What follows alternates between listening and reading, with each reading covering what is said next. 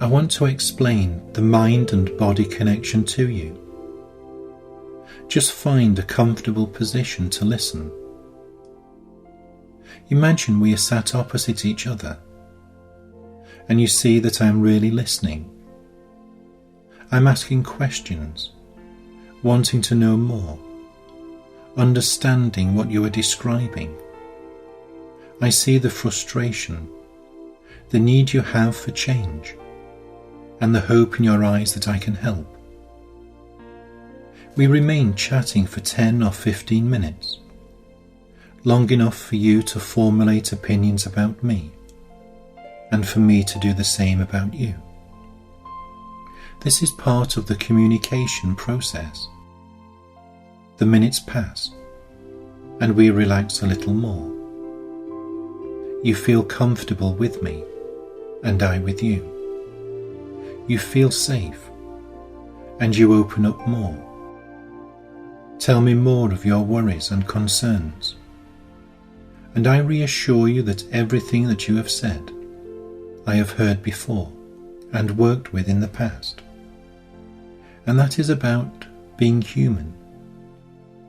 Your worries and fears, frustrations, lack of confidence and self-esteem, unable to concentrate, perhaps at times being driven to tears by the lack of hope. Our rapport continues to build, and we have occasional times of real understanding. We are both relaxed and you are comfortable. Then suddenly, without any warning, I stand up and walk out. Immediately you are alert. A thought races through your mind. What's this about? You don't understand. Puzzled. You don't know what to do. Do you come after me or let me go? You are undecided. Your body is tense as you decide whether to come after me or not. Somewhere inside you had a thought, which created physical responses and expectations. Somewhere between the thought and the response, something happened inside you. It's a long, complicated process. But to simplify, if you imagine between the thoughts and the physical reactions is like a row of dominoes. The thought tips the first domino. That knocks another, and so on until the physical reaction is carried out. And it all happens really quickly. Whether it is me walking out on you, or any other thought, this response happens inside. This recording will help you to either take out some of those dominoes, so everything in front stops, or even better, add extra dominoes in, so that the flow of the dominoes is different, and so the outcome is different too.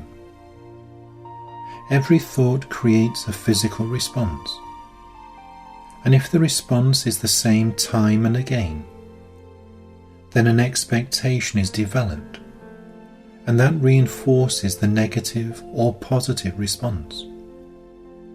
So all that is needed is to change a thought and an expectation. Of course, it is much more complicated than that, but this is a simple explanation of the mind-body connection. In addition to the mind-body connection, there are emotional energy levels that are needed to be understood too. So I will explain simplistically and briefly about these processes too. There are several stages of recovery or change. Firstly, stopping the slide into negative thoughts, feelings and expectations. Second, we have to start learning and relearning how to think differently. and working to make those changes familiar to ourselves, so we can build the core of inner resources which are needed to ensure we achieve our goals. The third stage is much like the little bird on the edge of the nest, preparing for its first flight. It has everything it needs. It has its strength and ability to fly. It has learned to recognize its instinct to be afraid when there is a threat. And it now has to make the decision to enter the big scary world and take that leap of trust in itself and all that it has learned to fly the nest. But it also has to learn to find food, to interact with others, to be alert to dangers and threats.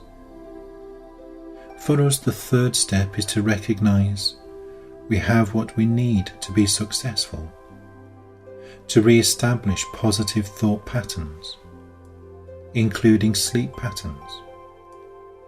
We don't have to live in the past. We can use our new learnings to help us once again sleep restfully and get the most out of life. But before the process of recovery and change is undertaken, it is important to realize why we feel the way we do, to understand the feelings we are experiencing. And once understood, we can do something about them.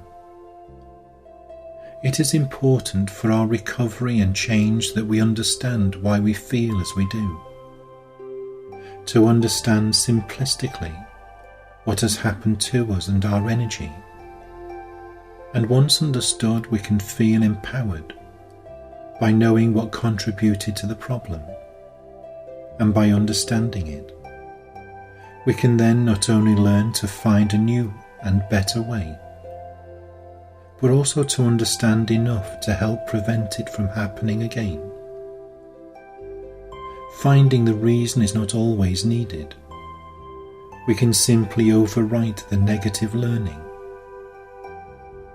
I also use the word recovery purposely, as most people listening to this program will not only have perhaps low mood, low confidence, and other related problems.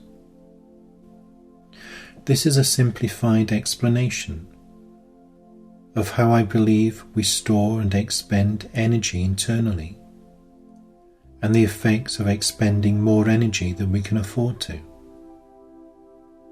I believe as individuals we have an amount of emotional energy which we have to work with.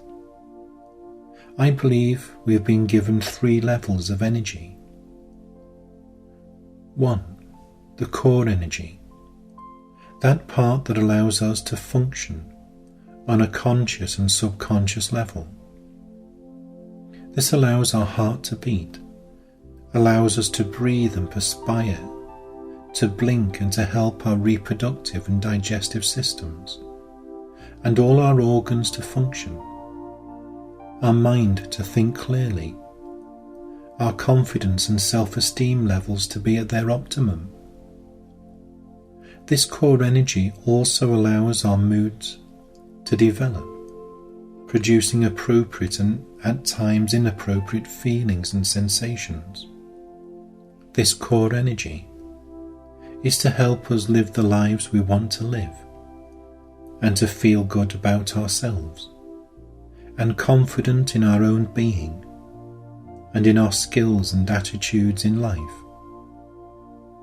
2. The next is an emotional battery pack, a reserve of energy, used only when our core energy is being depleted. 3. The rest of our energy is kept in reserve for ourselves, just in case we need it. We use it to function during the day, to laugh, to interact with others, to work and play, and all the other things we do in life. When we have pressures, frustrations and worries piling in on us, concerns about emotional or physical health or both, and concerns about our own and others' well-being, in addition to everyday issues, our core energy becomes depleted. No longer do we feel good about ourselves. We begin to feel tired, agitated, weepy, angry, guilty, along with lots of other emotions, as well as getting minor ailments. Our resistance begins to break down. It is as if the core energy is slowly dripping away, and often we don't recognize it until it's too late. And even then, rarely do we know what to do about it. Then the mind and body connection swings into action. The subconscious mind recognizes that the energy levels are dwindling away, and additional energy is needed. The mind and body connection is the inseparable link between thoughts and feelings and physical responses. The mind and body recognizes the core energies are being drained and searches for additional energy to allow you to keep functioning.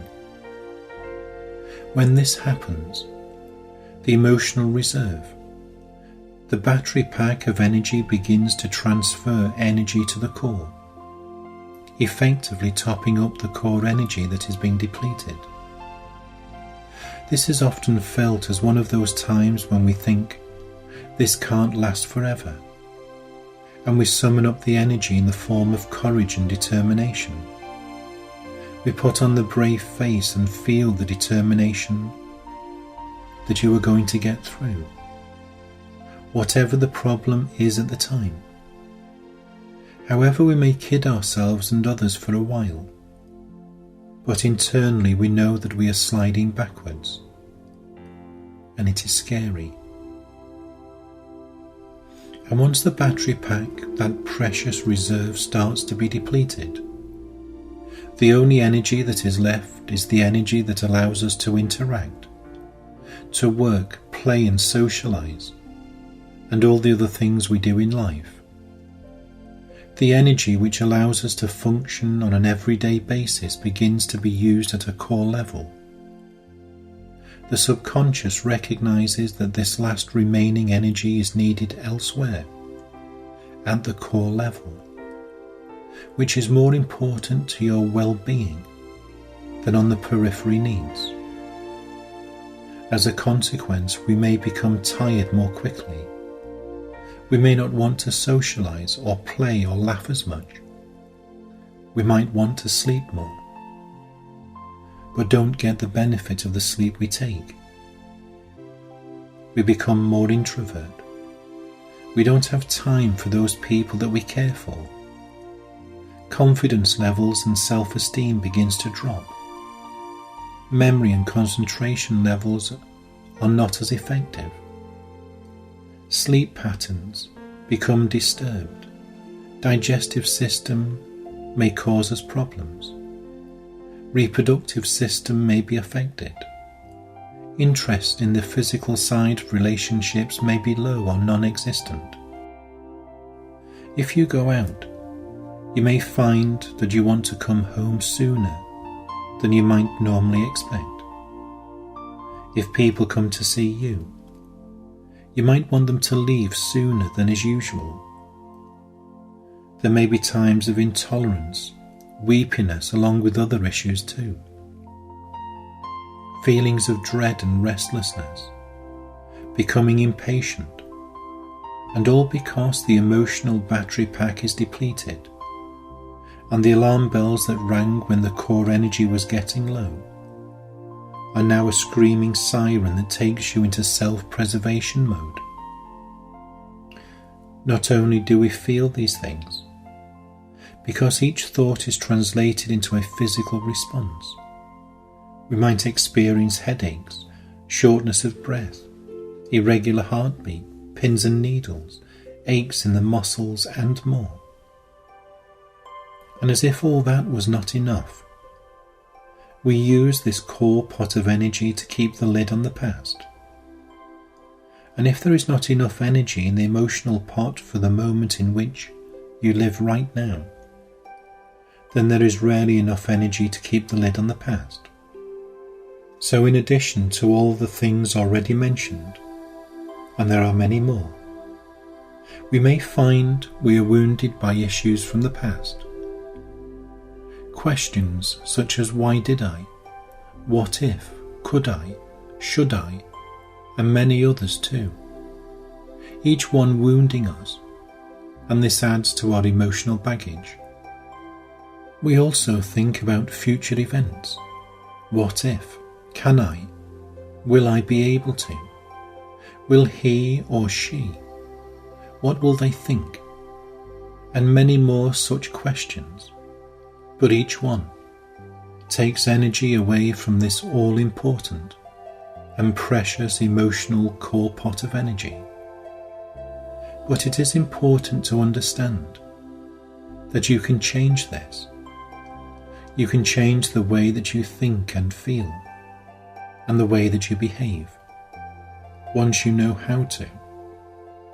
And this recording will go some way to guiding you in this.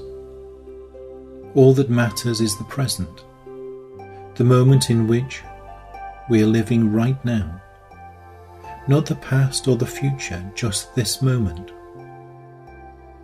But as we get stronger and find new ways of thinking, we can then use some of our growing inner energy to make positive changes to the way that we think and feel, and seeing things in a new way.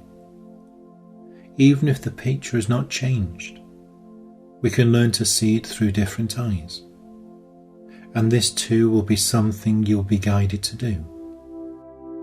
The first step is to put a plug in that core pot of energy, to find a way to stop the energy levels dripping away.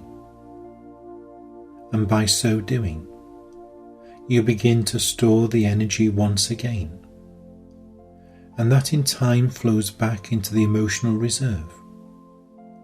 It also gives you energy to use in learning new ways to think and feel and to see things in perspective. These brief examples of the mind and body connection and internal energies are important to understand. Thank you for listening,